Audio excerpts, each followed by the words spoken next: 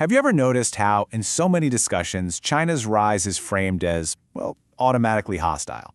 You know, this idea that it's all a simple contest. For one side to win, the other has to lose. Today, we're jumping into a source that really pushes back on that idea. And it asks a pretty fundamental question. Does it actually have to be this way? All right, let's get right into it with a really powerful and personal example from the source material. This all plays out against the backdrop of the Winter Olympics, and it's a story that, well, it really pulls back the curtain on some of our own hidden assumptions. So, picture this. Two incredible elite athletes competing in the very same event. You've got Eileen Gu, born in America, who chose to represent China. The backlash she faced was intense. Some people were literally calling her a traitor. Then you have Zoe Atkin, also born in America, who competed for Great Britain. And the reaction? Crickets. No outrage. They basically made the same choice, but the way they were treated was worlds apart. So you gotta ask, right? What on earth explains that huge difference? The action itself was pretty much identical, so what was the variable? Well, according to the author, the crucial difference wasn't the act of competing for another country. It was the specific country she chose, China. The whole reaction implies that linking yourself with China isn't just a personal choice. It's like you're crossing some invisible political line, casting the country as some kind of enemy. Okay, let's switch gears to the economy and see how this same logic plays out. To break this down, the author uses this fantastic, really simple analogy to question the idea that China's success has to come at the West's expense. Think about it this way.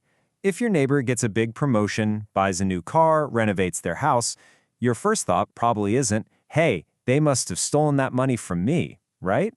We understand that their good fortune doesn't mean we're worse off. The whole neighborhood can get richer together. But here's the thing. It seems like all that common sense just goes right out the window when we talk about countries. The author argues that when it comes to China, its prosperity is suddenly suspicious. Its new capabilities are seen as a menace. Its success on its own is treated like it's some kind of provocation. And here is the real kicker from the source. China's incredible economic rise didn't happen because it broke all the rules. It happened because it played the game, using the global economic system largely designed and promoted by the West. And for decades, that was great for Western companies and consumers. So the author suggests that discomfort now isn't really about cheating, it's about who's winning. Now, this same kind of zero-sum thinking, according to the source, gets applied to military matters too.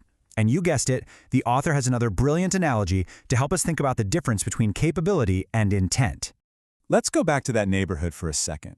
Imagine your neighbor puts in a new alarm system, stronger locks, maybe even a higher fence. You don't immediately think, oh no, they're plotting against me. You'd probably just figure they're being careful, protecting their family and their home.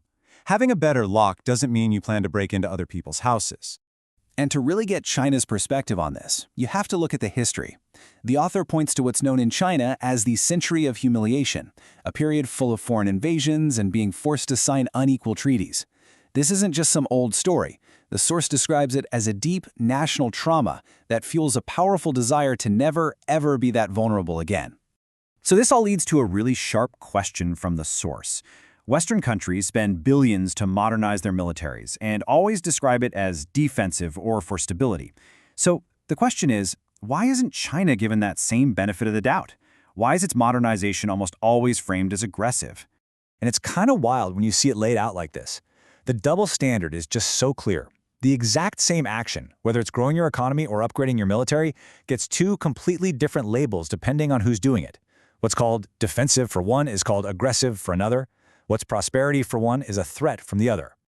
So if the issue isn't really about breaking economic rules, and it's not a straightforward security threat, then what is really going on here? Well, let's get to what the author sees as the real heart of the matter.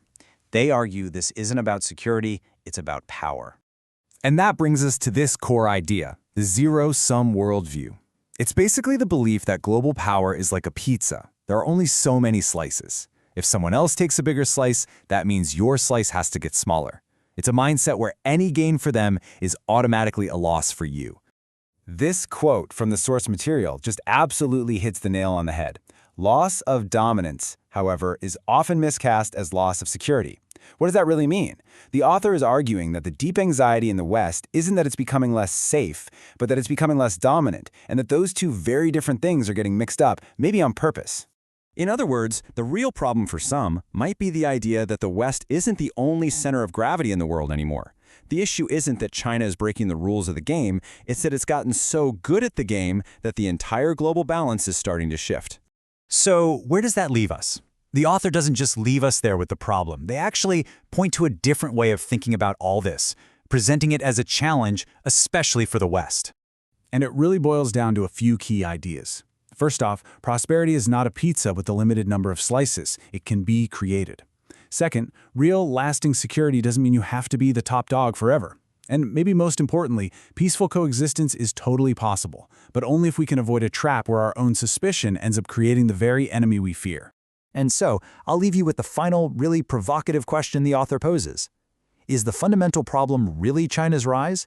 Or is it a worldview, one we inherited from a totally different era, that just can't handle a world with more than one major power at the table?